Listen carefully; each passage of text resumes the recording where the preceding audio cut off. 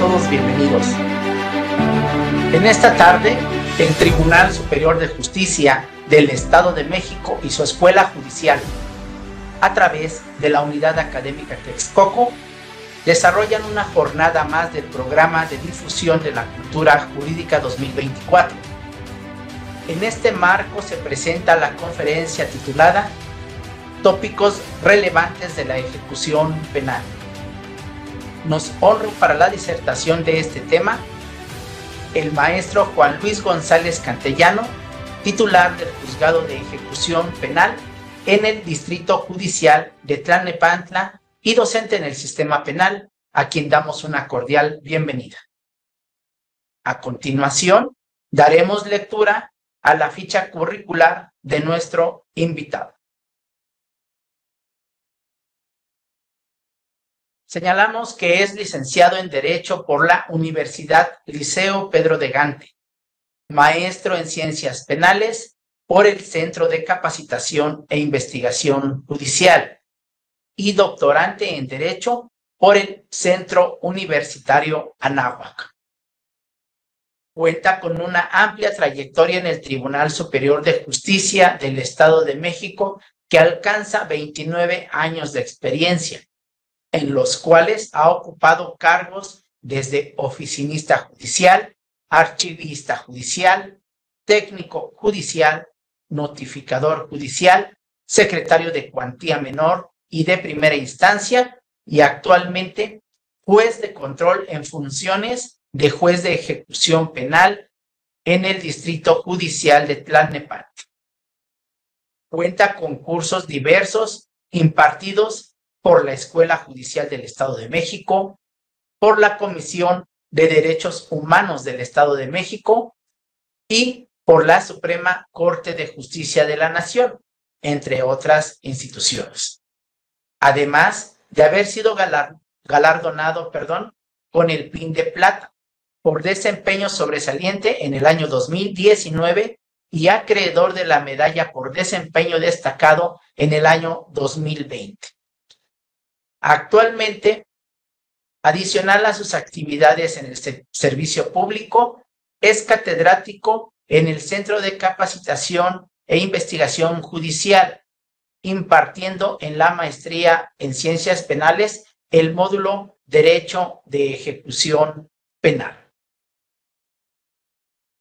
Concluida esta reseña, damos paso a la exposición por parte de nuestro distinguido conferenciante.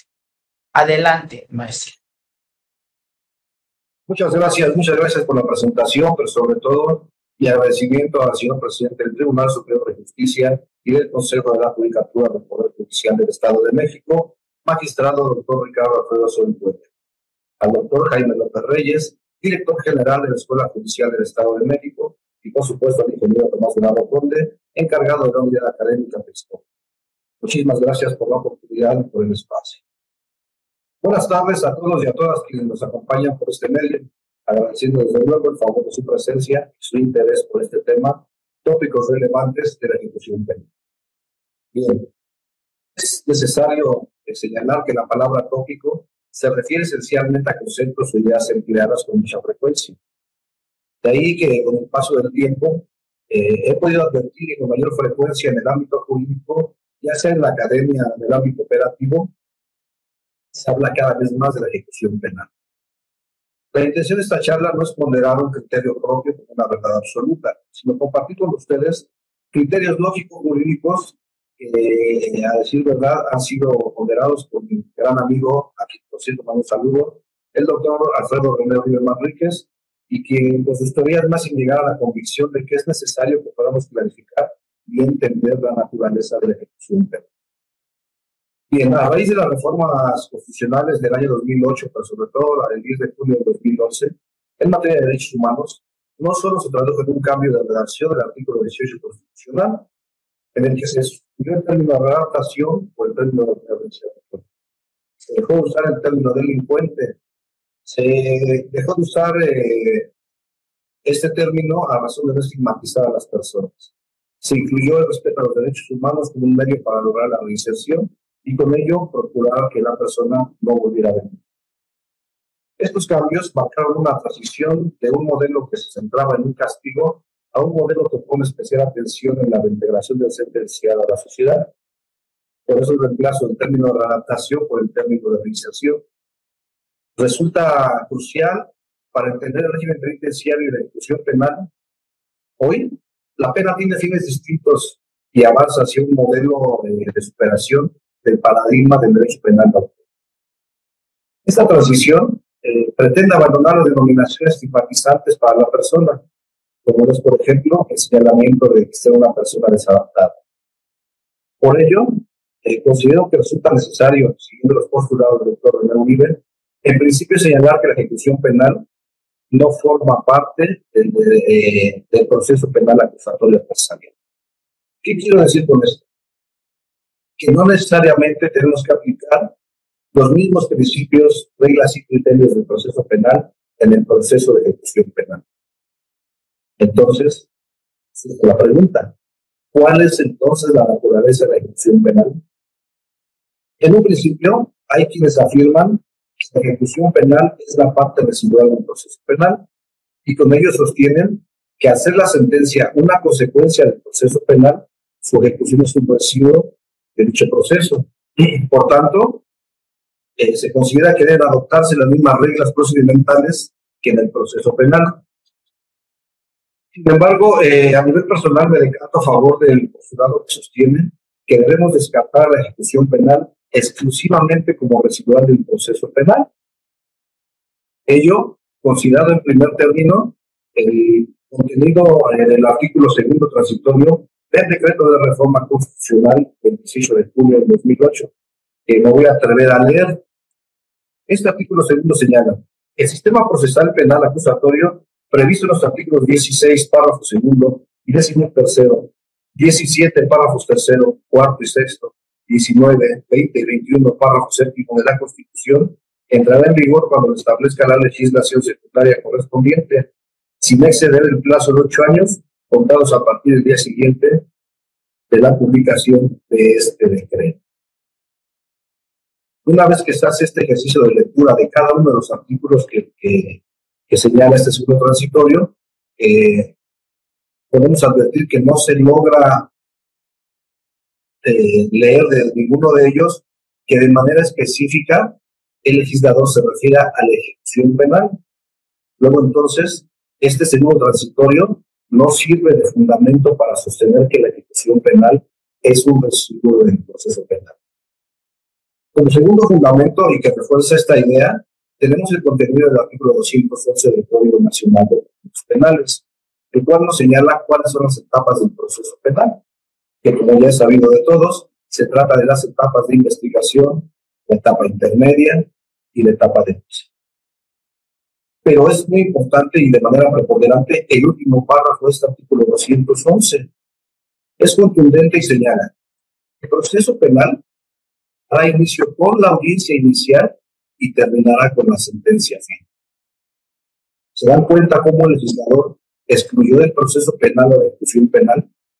Si esto agregamos que el artículo 2 del mismo Código Nacional de Procedimientos Penales establece que el objetivo de la ley procesal penal, entre otros, es establecer las normas que han de observarse en la investigación, el procesamiento y la sanción de los delitos, ello con el único fin de esclarecer los hechos, de proteger al inocente, procurar que el culpable no quede impune y que se repare el daño, nos podemos dar cuenta que no existió la mínima intención del legislador de considerar a la ejecución penal por parte de la situación de aquí.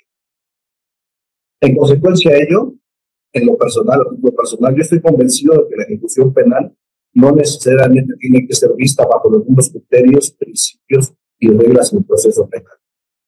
Ello, a pesar de que sin bien el artículo 8 de la Ley Nacional de Ejecución Penal establece que de manera supletoria en todo lo no previsto en esta ley nacional se atenderá en lo conducente a lo dispuesto por el Código Nacional de Procedimientos Penales, a la Ley Nacional de Mecanismos Alternativos de Solución de Controversias y a las leyes penales aplicables. Sin embargo, también resulta cierto que para que dicha supletoriedad pueda darse, debe cumplirse con los parámetros o requisitos que la propia figura de la supletoriedad exige. Estos parámetros son El ordenamiento legal a suplir establece expresamente esa posibilidad, indicando la ley o normas que pueden aplicarse.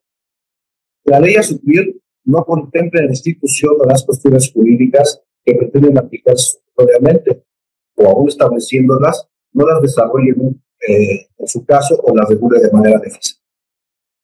Como tercer requisito tenemos que esa omisión o vacío legislativo haga necesaria la aplicación supletoria de normas para solucionar el conflicto jurídico. Y como cuarto requisito, que las normas aplicables supletoriamente no contraríen el ordenamiento legal a suplir, sino que sean congruentes con los principios y las bases que rigen específicamente la institución jurídica de que se trata.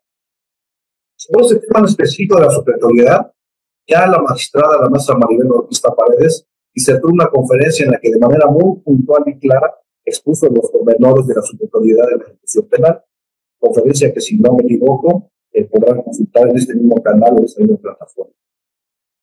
Lo que quiero destacar es que el artículo 8 de la Ley Nacional de Ejecución Penal, si bien faculta a los juzgadores para poder aplicar de manera supletoria otras normas, este mismo artículo de ninguna manera nos obliga a seguir los principios y reglas que contiene el proceso penal.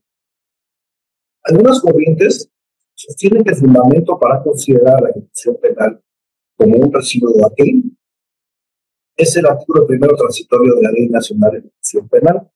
En su última parte señala: esta ley, la Ley Nacional de Ejecución Penal, recoge al sistema procesal penal acusatorio. Ojo, señala, recoge al sistema procesal penal acusatorio. Como podemos advertir, existe un primer error de constitucionalidad, porque como ya vimos en el segundo transitorio del decreto de reforma del 18 de julio de 2008, la Constitución dejó fuera o no contempló la ejecución penal. ¿Por qué entonces, en un transitorio de la Ley Nacional de Ejecución Penal, dice que asumirá el proceso penal acusatorio?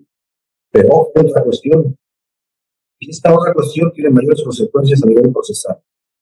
¿Qué significa, qué quiere decir que un proceso sea acusatorio? Bien, en un sistema acusatorio tiene aparejada la división de funciones y cargas probatorias. Por una parte, la del Ministerio Público es propiamente la de acusar ante un órgano jurisdiccional que existe un delito y la probabilidad de que el sujeto acusado lo cometa. En tanto, para la defensa, su función y su carga probatoria están en desvirtuar esa acusación, y finalmente la función del juez es la de emitir un fallo con base en la información que generan las partes. Así entonces nos preguntamos, ¿en qué parte de la ejecución penal se legitima un órgano acusador?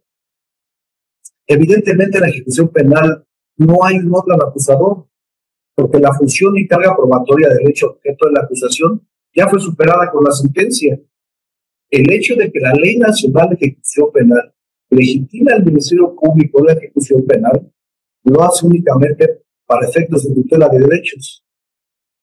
Luego, podemos afirmar entonces que la redacción del artículo primero transitorio de la Ley Nacional de Ejecución Penal, además de estar mal redactado, no hace énfasis en que el proceso de ejecución penal es adversarial y no acusatorio como le se afirma.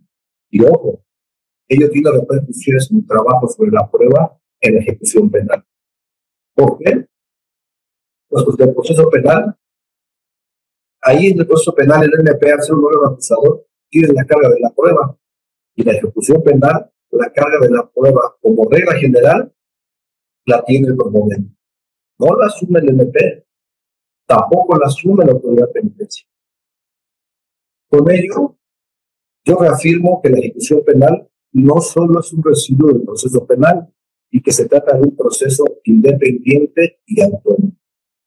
Entonces, si ya dije que la naturaleza de la ejecución penal no es residual del proceso penal, entonces, ¿cuál es su naturaleza?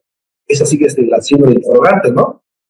Cuando observamos el contenido de la Ley Nacional de Ejecución Penal, encontramos que la misma del capítulo tercero, el artículo 107 de manera específica, nos habla de peticiones administrativas. Y más adelante, en el artículo 117, nos habla de controversias administrativas. Y entonces, ¿la naturaleza de la ejecución penal es administrativa? Esa sería la pregunta, ¿no? Sin embargo, tampoco considero que sea correcto. Partiendo en primer término, que de afirmarlo así, es decir, de afirmar que la naturaleza de la ejecución penal es administrativa, estaríamos admitiendo entonces que los conflictos surgidos entre las autoridades penitenciarias como órgano representante del Estado, en esa relación respecto a las personas privadas de la libertad, o cualquiera de los legitimados que señala el artículo 108 de la Ley Nacional de Ejecución Penal, serían objeto de tutela de los órganos jurisdiccionales en materia administrativa, ya que al ser emitido por una autoridad dependiente del Poder Ejecutivo, estos actos de autoridad serían considerados actos administrativos y por ende susceptibles de una nulidad administrativa. ¿Por qué? Porque las personas privadas de la libertad se encuentran sometidas al imperio del Estado y por ello se encuentran en una especial relación de sujeción. ¿De sujeción con quién? Pues con el Estado, porque es quien se encarga del cumplimiento material de la pena o la medida cautelar de prisión. ¿Por medio de quién? Pues de la autoridad penitenciaria. ¿Y de quién depende la autoridad penitenciaria? Del Poder Ejecutivo. Entonces, si los actos de la autoridad penitenciaria, que depende del Ejecutivo, son actos de carácter administrativo, ¿qué rama del derecho se encarga de la tutela de los derechos de los particulares frente al Estado? Pues el derecho administrativo. Entonces, cuando la ley nacional impone al juez de ejecución penal un análisis de legalidad, la consecuencia de decir que el acto no está fundado o motivado es la nulidad, ¿no? Y la nulidad evidentemente será en el ámbito administrativo. Es decir, calificar la legalidad de un acto administrativo se resuelve con derecho administrativo y no con derecho penal. Ello por la propia naturaleza de la resolución. Hasta aquí pareciera entonces que es el Tribunal de Justicia Administrativa quien debe resolver las cuestiones administrativas que surgen por motivo de la privación de la libertad. Pero no, no puede ser así. ¿Por qué? Bueno, pues la respuesta la encontramos en el principio de especialidad de la ley. Es una regla interpretativa en la argumentación e interpretación del derecho. ¿Qué es el principio de especialidad? Este principio nos dice que cuando en una misma materia esté regulada por diversas disposiciones, la ley especial prevalecerá sobre la general. Esta regla de interpretación y argumentación jurídica la podemos encontrar en un libro llamado Interpretar y Argumentar de Ricardo Bastín. Ahí vienen las reglas, ahí las estas reglas interpretativas de cómo formar lagunas, antinomias, conflictos entre leyes, etc. Entonces, si tenemos el derecho administrativo y una ley especial de ejecución penal, resulta evidente que bajo este principio de especialidad debemos atender esta ley. Y esta ley tiene sus particularidades procesales, en donde no nos dice que se trata de derecho administrativo. Por tanto, podemos afirmar que la ejecución penal tampoco tiene meramente una naturaleza administrativa. Con esto, reafirmamos la idea de que la ejecución penal es un proceso independiente y autónomo. Ojo, hasta aquí. No quiero decir que no tenga nada que ver con el derecho procesal penal y el derecho administrativo con la ejecución penal. Simplemente estoy afirmando que no se trata meramente de uno o de otro. A lo que quiero llegar es a que tengamos claro primeramente que el procedimiento de ejecución es meramente adversarial y no acusatorio, como así lo señaló el artículo transitorio. Ya con toda esa explicación es que tenemos bases sólidas para decantarnos en relación a la teoría que defiende el magistrado René en afirmar que la naturaleza de la ejecución penal es híbrida, ya que está conformada con los dos elementos que ya hemos referido anteriormente, porque con estas dos vertientes, si nos ponemos a analizar la Ley Nacional de Ejecución Penal, encontramos que nos lleva a establecer que pueden surgir dos tipos de controversias en el marco del procedimiento ordinario de ejecución. ¿Cuáles son esas dos controversias? Pues las controversias de carácter administrativo, y aquí incluimos dos cuestiones íntimamente relacionadas entre sí. La primera serían las denominadas peticiones administrativas, que a su vez pueden derivar o dar pie a las controversias administrativas. Ambas se encuentran reguladas en los artículos 108, 114, 116, 116 y 117 de la Ley Nacional de Ejecución Penal. Y ojo, las distinguimos de las jurisdiccionales porque son aquellas que tienen que ver con las acciones u omisiones de las autoridades penitenciarias que vulneran la esfera de derechos de cualquiera de los primados en el artículo 108 de la Ley Nacional de Ejecución. En cambio, las controversias de carácter jurisdiccional, las cuales se encuentran contempladas por los artículos 18 de la Constitución y 116 de la Ley Nacional de Ejecución Penal, son aquellas relativas a la duración, extinción o modificación de las penas establecidas o determinadas ya en este título ejecutivo denominado sentencia. Esto nos lleva a afirmar que con respecto a las primeras, podemos abrevar entonces de los contenidos y principios y de las reglas del derecho administrativo, ya que derivado de la especial relación de sujeción que surge en una relación de derecho entre el Poder Ejecutivo a través de la autoridad penitenciaria y los particulares, esos particulares que legisla el artículo 108 de la Ley Nacional de Ejecución Penal, su naturaleza en esta sujeción es meramente administrativa, es decir, los actos de las autoridades penitenciarias son actos administrativos, deben ser analizados bajo ese rubro, aunque siendo enfáticos de que, a pesar de ello, por principio de especialidad, se privilegia la resolución de la petición administrativa primero ante la autoridad penitenciaria.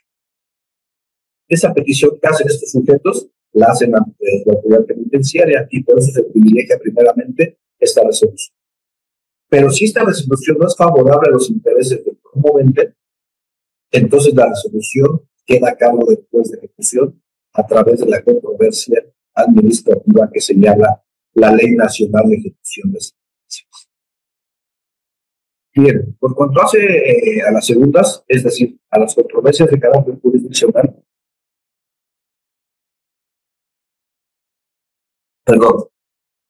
son aquellas que surgen propiamente de la pena privativa de libertad y del cumplimiento efectivo de la sentencia. Porque estas, tal y como lo señala el artículo 21 de la Constitución, deben ser resueltas de manera exclusiva por la autoridad judicial. Así entonces, reafirmamos esta teoría en el sentido de que nuestra ejecución de penas se configura como una naturaleza híbrida, en tanto que se admiten aspectos puramente administrativos y aspectos jurisdiccionales.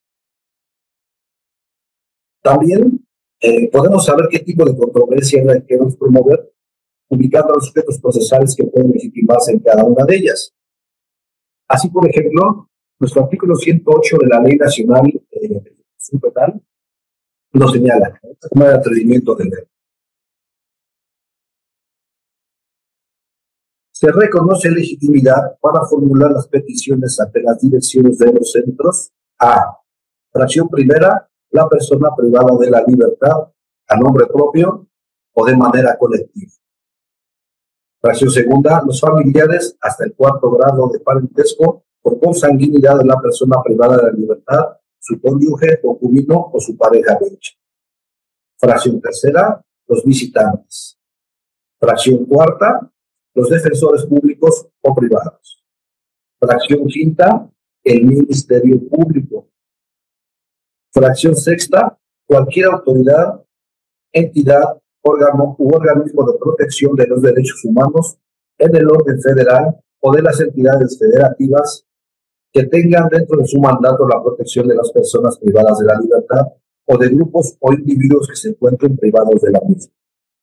Y fracción séptima, las organizaciones de la sociedad civil que tengan dentro de su objeto la protección de los derechos de las personas privadas de la libertad que se encuentren debidamente acreditadas. Bien, como podemos ver en este artículo, de manera específica, nos da el parámetro para poder identificar quién o quiénes tienen facultades para realizar peticiones administrativas ante las direcciones de los centros penitenciarios. Después, el diverso 117 de la misma ley nuevamente reconoce estos sujetos procesales que inicialmente tuvieron facultades para realizar las peticiones administrativas, ahora para promover controversias administrativas ante el juez de ejecución penal. Ojo, ello con la salvedad de que para poder promover la controversia ante el juez de ejecución deben agotar siempre el principio de definitividad. Es decir, deben agotar la petición administrativa para después promover entonces la controversia ante el juez de ejecución penal. ¿Cuál es el fundamento de ello? ¿Cuál es el fundamento que exige que se atienda primero este principio de definitividad? El artículo 117, párrafo primero, fracción primera de la Ley Nacional de Ejecución Penal, que entre otras cosas nos dice que los sujetos legitimados, aquellos que pudieron interponer peticiones administrativas, también tendrán acción judicial del juez de control o de ejecución según corresponda, con el objeto de resolver las controversias, dice, sobre los fines aspectos. Y la fracción primera nos dice, sobre las condiciones de internamiento, el plan de actividades y cuestiones relacionadas con ambos. Y ojo, aquí está el énfasis. En cuyo caso, será requisito indispensable haber agotado la petición administrativa. ¿Se fijan cómo la ley nacional sí impone como requisito agotar este principio de definitividad para después poder instar al juez a resolver esa controversia que surgió? Eso es en cuanto a las peticiones y controversias administrativas. En cuanto a las controversias jurisdiccionales, el artículo 121 de la misma Ley Nacional de Ejecución Penal nos da luz de quién o quiénes son los sujetos que pueden legitimarse por parte procesal. Pero, ojo, es muy importante conocer la naturaleza de la controversia. Como podemos ver, el propio numeral nos señala que en los procedimientos ante el juez de ejecución, y dice, podrán intervenir, como partes procesales, y así de manera muy específica, de acuerdo a la naturaleza de la controversia. Y nos hace un listado de las personas que pueden intervenir en esas controversias. Eso es también una tomada de atrevimiento de leérselos. Y nos dice, la persona privada de la libertad, el defensor público o privado, el Ministerio Público, la autoridad penitenciaria, el director del centro o quien lo represente. Dice, el promovente de la acción o recurso. El promovente de la acción o recurso. Después nos dice, la víctima y su asesor jurídico cuando el debate esté relacionado con la reparación del daño y cuando se afecte de manera directa o indirecta su derecho al esclarecimiento de los hechos y la justicia.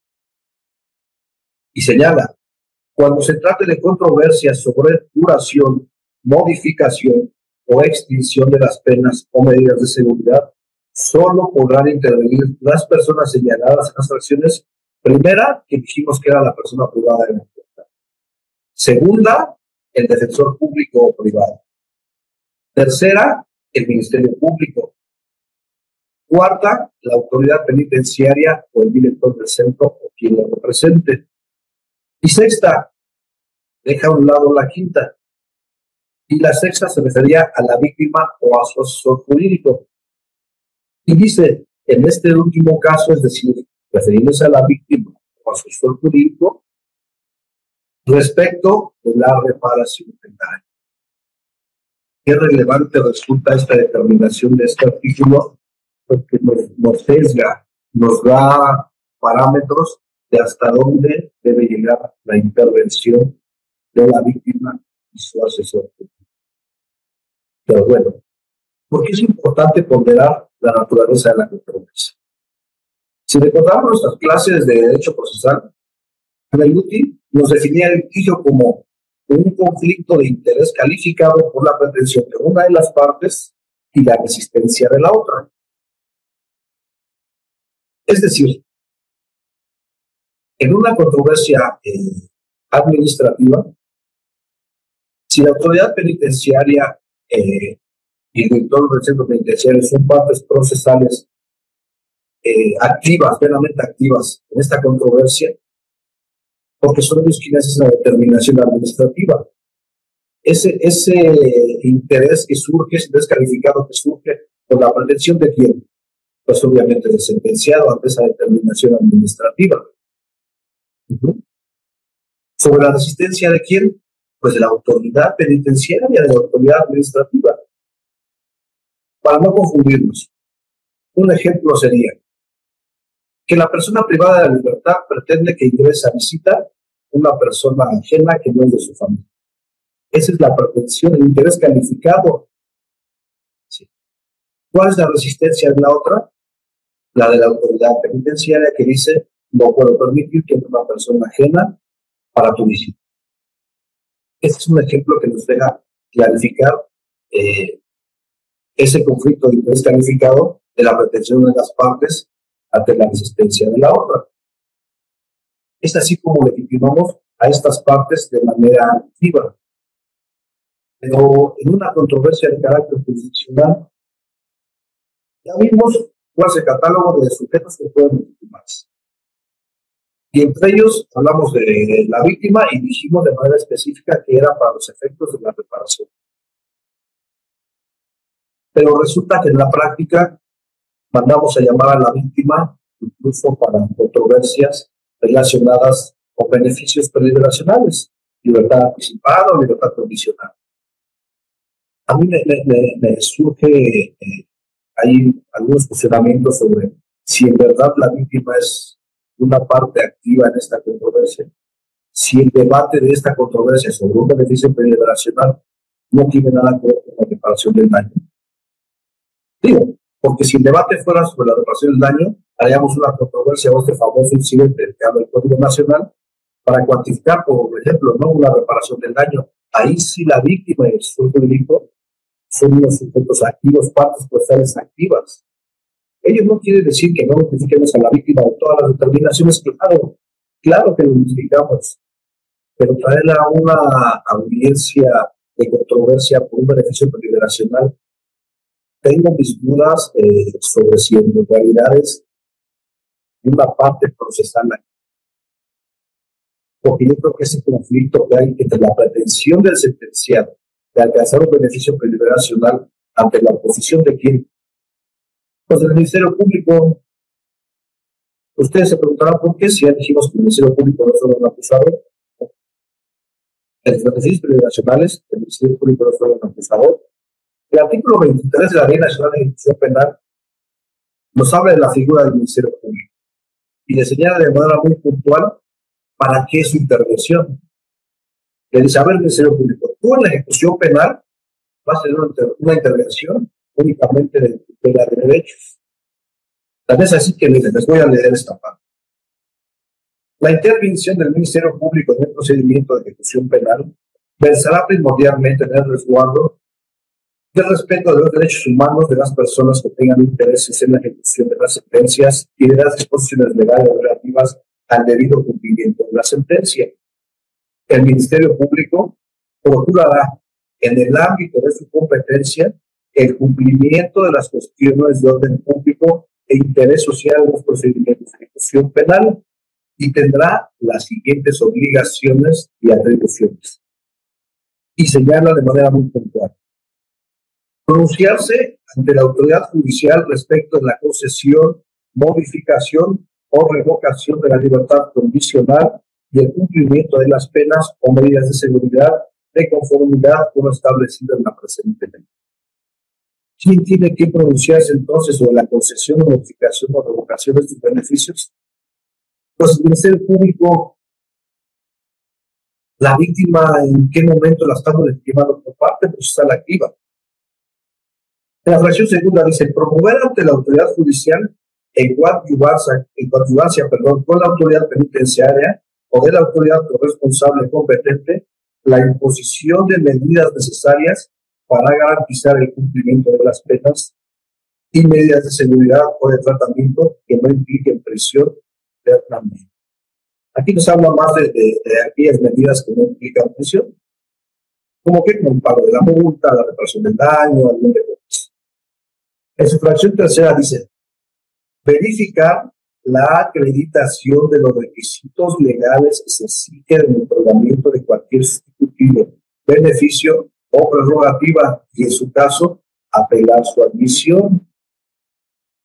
Nuevamente, ¿quién nos señala que es el sujeto procesal activo para verificar la acreditación de requisitos. El Ministerio Público, nuevamente pregunto, ¿qué hace la víctima en una controversia de esta naturaleza? La fracción cuarta nos dice, inconformarse de manera fundada y motivada por el cómputo de las penas establecido por la autoridad judicial cuando se considere que se realizó incorrectamente. La fracción quinta dice solicitar u oponerse a la compugnación simultánea de penas en los casos que marque la ley. En su fracción sexta dice conocer de los hechos delictuosos cometidos por la persona sentenciada durante el periodo de ejecución de la pena, así como el incumplimiento de las condiciones o medidas de seguridad que se le hayan impuesto. En su fracción séptima dice participar en los procedimientos de ejecución de multas, reparación del daño, decomisos y abandono de bienes en los términos que dispongan las leyes. Participar en los procedimientos de ejecución de multas, reparación del daño, decomisos y abandono. ¿Por qué hago énfasis en la reparación del daño? Porque en una controversia por reparación del daño, la víctima sí es un sujeto procesal activo y el Ministerio Público en esta tutela de derechos únicamente va a participar. Y dice la última fracción, las demás que prevean las leyes y disposiciones aplicables. Es muy importante este artículo 121, sobre todo esta parte enfática que dice que debemos atender a la naturaleza de la controversia, porque nos va a dar luz o nos va a dar parámetros para saber quién de toda esa lista de sujetos puede legitimarse como parte procesal activa en una controversia. También me surge la interrogante, ¿por qué en las controversias de carácter jurisdiccional para beneficios llamamos a la autoridad penitenciaria como parte procesal activa? ¿Cuál sería su actuación? Cuando lo comentamos en la academia y en la práctica, escucho voces que dicen, bueno, pues es que la autoridad penitenciaria hizo un estudio sobre el cumplimiento del plan de actividades y ellos emitieron todos los documentales que de ahí derivaron. Entonces ellos pues pueden oponerse y decir que no se cumplió el plan de actividades. Yo digo, a ver. Si estamos llamando a la autoridad penitenciaria para que nos dé cuenta sobre esos documentos que ellos expidieron, no tendría entonces la calidad de testigo y no de parte procesal. Sí, yo hago esta lógica jurídica, digo, tú viste que generas el documento y obviamente cuando la defensa o el sentenciado tiene esta controversia y ofrecen este documento a desarrollarse en la audiencia con las formalidades que el Código Nacional prevé, que sea a través de la acreditación, entonces tenés la calidad de testigo, ¿no?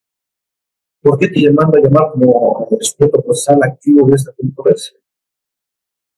Por eso es muy importante para mí atender a esta porción normativa que dice, dependiendo de la naturaleza de la controversia. Como ya lo refería en un ejemplo de controversia administrativa, ¿por qué llamaremos a la víctima?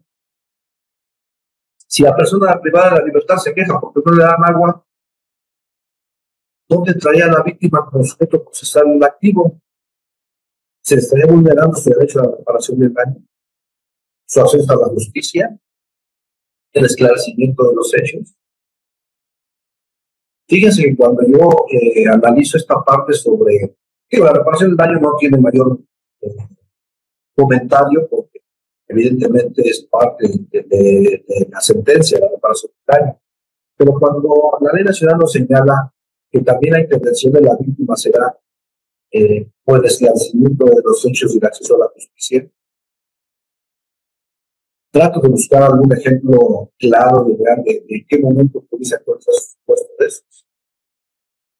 Y la única respuesta que yo he encontrado en lo personal ha sido aquella cuando estaba dando el conocimiento de inocencia. No quiero decir que el juez de ejecución la va a resolver,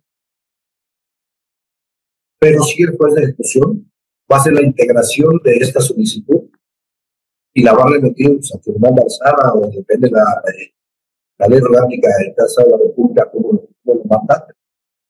El juez no la va a resolver, el juez va a integrar y la va a remitir para que entonces sea superior que se produce entonces el reconocimiento de inocencia. Ahí sí estaríamos entonces atentando en contra del esclarecimiento de los hechos y el acceso a la justicia. No ha encontrado otro cómplice de alguna manera legitimar a la víctima en un proceso administrativo. En un proceso jurisdiccional, yo reitero, yo sostengo que la víctima no es un procesal activo dentro de una controversia para beneficios. Sin embargo, en la práctica, y creo que esto es en toda la República, en la práctica, pues, ¿qué decimos? Mándala a llamar, evítate problemas y escúchala. Escucha sus peticiones. Insisto, hay voces que dicen, bueno, es que la víctima puede oponerse por el objetivo. Sí, pero el objetivo, como ya lo vimos en las funciones del Ministerio Público, es carga probatoria para el Ministerio Público, no para la víctima ni para el sector jurídico. Pero bueno, lo hacemos de esa manera para evitar reposiciones, que la autoridad federal nos diga, pues es que a criterio mío sí debiste haberla llamado, y entonces orientamos esa parte por ahí. Es necesario decir. Por cuestiones de tiempo me parece que ya lo tengo encima. Estos tópicos que para mí están muy, muy relevantes, primero distinguir entre la naturaleza de la ejecución penal, que insisto, sosteniendo los postulados de mi amigo René, es de naturaleza híbrida, porque, como ya lo vimos en el desarrollo, tiene cuestiones meramente administrativas y meramente jurisdiccionales, entonces es una naturaleza híbrida, se compone por cómo las identificamos, ya lo vimos a través de los juicios procesales, o de la naturaleza de estas controversias. Y obviamente los juicios procesales intervienen y las cargas probatorias juegan un papel muy importante. ¿Por qué importante? Fíjense que cuando se ha hablado sobre el estándar probatorio, hay algunos que dicen que por ser la ejecución penal un residuo del proceso penal, el estándar probatorio debe ser el más allá de toda duda razonable. Pero en beneficios, ese será el estándar probatorio, que no es estándar, es para justificar la responsabilidad penal de alguien. Y eso sería un proceso penal. Sí creo que exista en la ejecución penal la presunción de inocencia, pero únicamente en cuanto a esos procedimientos administrativos sancionadores, que son controversias de carácter administrativo. Ahí sí debemos tener un estándar probatorio de más allá de toda duda razonable, perdón. Pero para cuestiones de beneficios, yo también estoy a favor de que el estándar probatorio debe ser de probabilidad prevalente, porque el estándar probatorio debe ser menor para el probablemente, que regularmente es la persona privada de libertad con su defensa. Estos son los tópicos más relevantes que creo yo de la ejecución penal. Hay infinidad.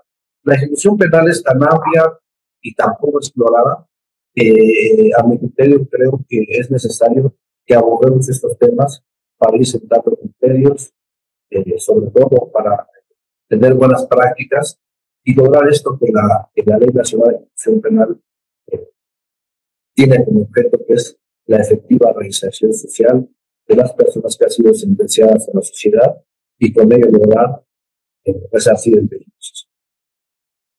Nuevamente agradezco el favor de su presencia, muchas gracias. Hasta aquí mi tema, estaré atento a sus comentarios, estaré atento a las críticas, yo en un afán de retroalimentación, tratando de mejorar estos conceptos, e insisto, con la única finalidad de tener mejores prácticas y de algún momento poder alcanzar algunos criterios que vayan en el mismo sentido. Muchas gracias, muy buenas tardes.